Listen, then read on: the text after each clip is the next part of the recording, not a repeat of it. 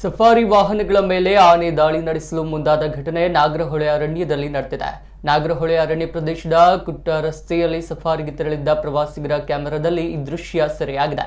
ಮೊದಲಿಗೆ ಖಾಸಗಿ ವಾಹನ ನೋಡಿ ಓಡಿ ಬಂದ ಆನೆ ಬಳಿಕ ಸಫಾರಿ ವಾಹನದ ಮೇಲೆ ದಾಳಿ ನಡೆಸಲು ಮುಂದಾಯಿತು. ಬಳಿಕ ಎದುರಿನಲ್ಲಿ ಮತ್ತೊಂದು ಸಫಾರಿ ವಾಹನದ ಬಳಿಗೂ ಬಂದ ಆನೆ ಓಡಿ ಹೋಗಿದೆ.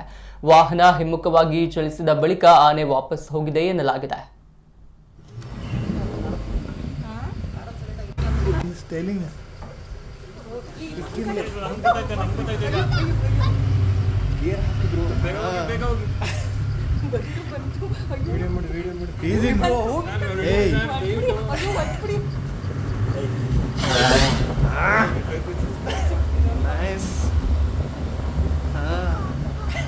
Okay ji, thanks.